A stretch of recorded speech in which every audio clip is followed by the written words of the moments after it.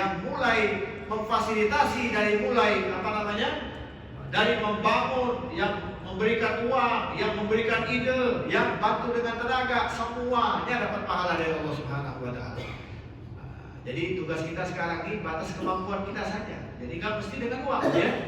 Karena kalau kita batasi dengan uang repot. Sahabat Nabi itu mereka itu pengen juga sedekah, tapi mereka nggak punya uang. Tapi mereka tahu caranya, diajarkan oleh Nabi Muhammad SAW. Apa? Dengan senyum pun termasuk sedekah. Makanya Pak, wajah kita walaupun banyak hutang jangan cemberut, ya. Walaupun kita banyak cicilannya, tapi jangan nampak di depan orang itu kalau kita ini lagi punya beban.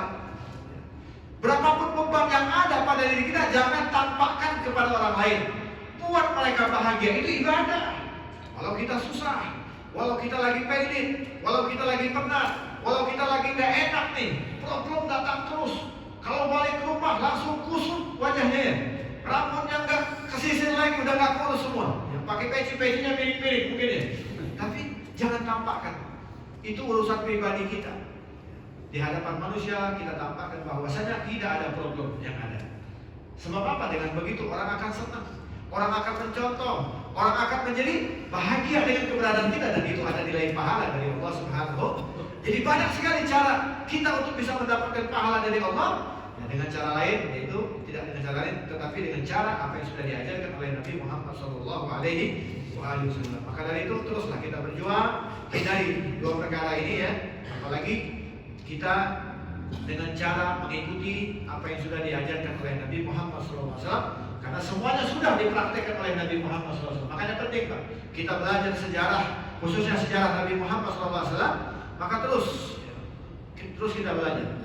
Untuk apa? Untuk menggali bagaimana tata cara Nabi Muhammad ketika Nabi itu dilempar, patah gigi sirinya Nabi itu patah. Waktu Nabi masuk ke Thaif bukan disambut, tapi dilempar dengan batu. Nabi hijrah ke Madinah disambut dengan tolaan batu, tapi masuk Thaif disambut dengan batu. Coba kita bayangkan Nabi Muhammad yang dicintai oleh Allah, Nabi Ibrahim Khalilullah, Nabi Muhammad Habibullah, kekasih Allah. Bahkan Nabi mengatakan, ana sayyidu waladi Adam wala fakhar. Aku pimpinan semua anak keturunan Adam wala fakhar, tapi aku tidak bangga, kata Nabi. Wa adli wal hamd ala yadi. Nanti di hari kiamat itu ada bendera namanya liwal hamd. Itu bendera namanya liwal hamd, bendera Nabi Muhammad. Itu ala yadi, kata Nabi. Di tanganku bendera itu. Dan bagi bendera itu aku yang pegang nanti di hari kiamat, wala fakhar. Bahkan semua penduduk yang ada di langit, mereka senang dengan keberadaan Nabi Muhammad. Dikatakan laulaka ya Muhammad ma khalaqtul afla, kata Allah. Kalau bukan karena Nabi Muhammad tidak ada alam semesta ini. Ma khalaqtul jannah, ma khalaqtul nar, tidak ada yang namanya surga, tidak ada yang namanya neraka. Semuanya ini tercipta karena ada Nabi Muhammad SAW. Maka janganlah kita keluar dari jalur yang sudah diajarkan oleh Nabi Muhammad SAW. Apalagi sekarang bentar lagi nih, kita akan masuk bulan Rabi. Apa Rabi itu? Kalau daun atau bunga itu, ya bersemi-semi, ya. Rabi artinya Rabiul Awwal, lahirnya Nabi Muhammad SAW. Maka sambut dengan riang, sambut dengan gembira, ya. Kita lihat Abu Lahab itu pamannya Nabi tapi musuh. Tapi termaktub di dalam Al-Quran, tabbat yada Abi Lahab ila akhir surah. Itu beliau mendapatkan keringanan pada hari Senin. Nanti di neraka nih sudah dibocorkan sama Allah, di neraka dia bisa ngisap jempolnya susu, keluar susu dari jempolnya Abi Lahab. Padahal dia musuh Allah, padahal dia laknat Allah, dilaknat oleh Allah. Kenapa bisa? Karena dia pernah senang lahirnya Nabi di hari Senin. Jadi setiap hari Senin stop siksaan. Dia bisa mengisap minuman atau susu dari jempolnya. Gara-gara pernah senang. Ketika Nabi lahir, datang budaknya mengatakan bahwasanya keponakanmu sudah lahir laki-laki. Saking senangnya dia mendapatkan keponakan laki-laki, budak yang memberitakan berita itu dimerdekakan sama Abi Lahab. Tapi ternyata menjadi musuhnya Nabi Muhammad SAW. Bayangkan, yang pernah senang hanya dapat keringanan dari Allah. Makanya kita harus lebih-lebih dari itu. Sambut Sebagaimana Nabi sudah pertama kali memproklamasikan kerinduan, kecintaan kepada kita. Nabi pertama kali nih mengatakan di depan para sahabat, aku rindu, kata Nabi. Aku rindu, sampai sahabat cemburu. Siapa ya Rasulullah yang kau rindukan? Apakah kami ya Rasulullah? Lah, kata Nabi, bal antum ashabi, bukan, kalian itu sahabatku. Siapa yang kau rindukan? Nabi keluar nih dari mulut Nabi nih, rindu kepada siapa?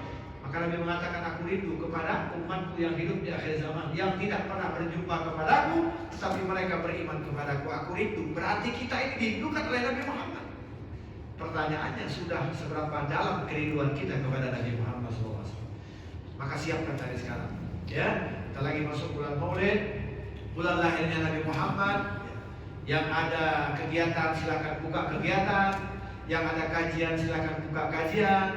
Banyak-banyak kita belajar sejarah Nabi Muhammad, bagaimana akhlaknya, bagaimana budi pekertinya. Lihat bagaimana Nabi ketika dilempar batu sampai gigi Nabi itu patah, masuk Taif, sampai Nabi ditawarkan oleh malaikat yang melihat ini. Malaikat marah karena malaikat tahu kedudukan Nabi Muhammad. Kata malaikat, ya Rasulullah, izinkan kami untuk membalikkan negeri ini agar mereka semuanya binasa. Kalau Nabi kayak kita ini mungkin silakan hancurkan satu tanah ya, tapi Nabi tidak. Nabi mengatakan, nah, ketika sahabat pun bertanya, ya Rasulullah, kenapa tidak kau minta saja sama Allah agar mereka binasa? Karena mereka sudah mencoba membinasakan engkau. Aku diutus ke muka bumi ini, kata Nabi, bukan untuk apa? Bukan untuk melaknat. Aku diutus ke muka bumi ini untuk bukan melaknat. Dan aku berharap mudah-mudahan walau mereka tidak beriman, mudah-mudahan anak keturunan mereka beriman kepada Allah SWT. Bahkan Nabi mengangkat kedua tangannya. Allahumma hdi qaumi fa innahum la ya'lamun. Ya Allah, berikan hidayah bagi kaumku karena mereka tidak tahu. Subhanallah. Itulah Nabi Muhammad sallallahu alaihi wa alihi wasallam. Ayo kita belajar sejarah Nabi Muhammad, ikuti semua yang sudah diajarkan oleh Nabi Muhammad, sunnah-sunnah, hidupkan semuanya. Insya Allah kalau kita sudah dirindukan oleh Nabi, maka kita sebagai umatnya harus lebih-lebih rindu kepada Nabi Muhammad sallallahu alaihi wasallam. Kemudian yang terakhir, yang ketiga, perbuatan yang paling digemari oleh syaitan. Saya ulangi, yang pertama adalah kikir, bakhil. Yang kedua apa tadi? Marah, sifat amarah, marah. Yang ketiga, yang terakhir adalah mabuk. Mabuk itu kalau zaman sekarang mungkin dia minum minuman Arab ya. Artinya mabuk. Mabuk di sini lupa kepada Allah. Jadi apalagi dengan urusan khamar, ini bahaya. Narkoba, bahasa yang sekarang ini namanya narkoba. Hati-hati, kita jaga anak-anak kita. Jangan sampai pergaulan mereka ini, jangan sampai mereka ini mengkonsumsi narkoba, bahaya. Hati-hati.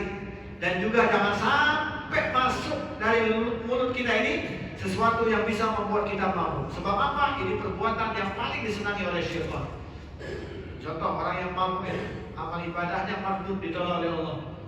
Dikatakan satu teguk saja khamar, satu teguk nih kita minum nih. Kadang-kadang kita bersahabat dengan orang-orang yang kerja, yang mungkin pemahamannya ataupun akidahnya di luar kita. Kemudian diajarlah kita minum, gak enak menghargai pekerjaan, kita minum di seteguk nih, hati-hati. Seteguk aja. Untuk apa? Untuk menghormati mereka. Dengan dalil menghormati mereka. Awas, satu teguk saja, satu teguk kita minum, satu teguk itu, maka 3 hari amal kita mardud, ditolak oleh Allah Subhanahu wa Ta'ala. Semua amal ibadah kita semuanya ditolak oleh Allah selama 3 hari. Itu satu teguk. Bagaimana kalau satu gelas kecil itu, satu loki itu? Kalau satu loki dikatakan bahwasanya minum satu loki itu, maka 40 hari, 40 malam amal kita ditolak oleh Allah Subhanahu wa Ta'ala. Kita pulang nih, sadar sholatnya gak sah, sholatnya gak diterima, ibadah semuanya gak diterima. Dan andai kata mati di saat itu, matinya dalam keadaan sumul kham. Na'udzubillah, na'udzubillah. Bagaimana kalau satu botol, satu gelas saja? Hati-hati ya, jangan sampai kita mendekati hal-hal yang bisa membawa kita dimurkai oleh Allah Subhanahu wa Ta'ala. Dan kita hati-hati juga. Kalau kita sudah bisa menjaganya, jaga anak kita, jaga keluarga kita, jaga pergaulan mereka. Jangan sampai mereka pernah nyicip saja nggak boleh, apalagi mengkonsumsi. Setidaknya kalau kita sudah menjaga, maka kita bertawakal pasrah kepada Allah dan terus berdoa agar anak-anak kita selamat dari pergaulan-pergaulan yang tidak baik, sehingga mereka jauh dari yang namanya narkoba. Amin ya rabbal. Karena perbuatan ini adalah perbuatan yang sangat disenangi oleh syaitan. Kata syaitan, dia bilang, kalau hamba Allah sudah mabuk, maka senang sekali aku mengajak mereka untuk bermaksiat. Orang kalau udah mabuk pasti kemana saja mau, betul nggak? Maksiat, berzina, mabuk dan lain sebagainya. Na'udzubillah min dzalik. Maka dari itu ayo kita jaga 3 perkara ini, perbuatan ini jangan sampai masuk dalam kehidupan kita. Mudah-mudahan kita jauh dari ranjau-ranjau syaitan, ranjau-ranjau iblis yang sengaja menjebak kita menjadi orang-orang yang dilaknat oleh Allah Subhanahu. Semoga Allah Ta'ala panjangkan umur kita, panjang umur dalam taat kepada Allah, panjang umur dalam taat kepada Rasulullah, dan kita berharap mudah-mudahan tidaklah kita keluar dari majelis ini segala dosa-dosa kita diampuni oleh Allah Subhanahu wa Ta'ala. Dan kita berharap mudah-mudahan kita dijauhkan daripada iblis, syaitan yang sengaja mengganggu kita. Dan kita berharap mudah-mudahan semua amal ibadah kita diterima oleh Allah Subhanahu wa Ta'ala, dan kita diwafatkan dalam keadaan husnul khatimah, meninggalkan anak-anak yang saleh dan salehat. Amin ya rabbal alamin. Sebelum kita tutup majelis ini, kita membaca suratul Fatihah. Kita kirimkan kepada saudara-saudara kita, keluarga kita yang mungkin saat ini sedang sakit atau yang berada di rumah sakit. Mudah-mudahan dengan suratul Fatihah yang kita baca diangkat segala penyakitnya, disembuhkan oleh Allah Subhanahu wa Ta'ala. Dan yang punya hajat, mudah-mudahan hajatnya cepat-cepat diijabah oleh Allah Subhanahu wa Ta'ala. Dan kita doakan mudah-mudahan yang mungkin anaknya belum baik, belum menjadi anak yang saleh, dengan berkah suratul Fatihah yang kita baca menjadi anak yang baik, menjadi anak yang saleh dan salehah. Ala hadiniyah wa ala kulli niyatin salihah wa ala ma nawaina aslafuna salihun wa ila hadratil habibil mustafa Rasulillah sallallahu alaihi wasallam. Al-Fatihah.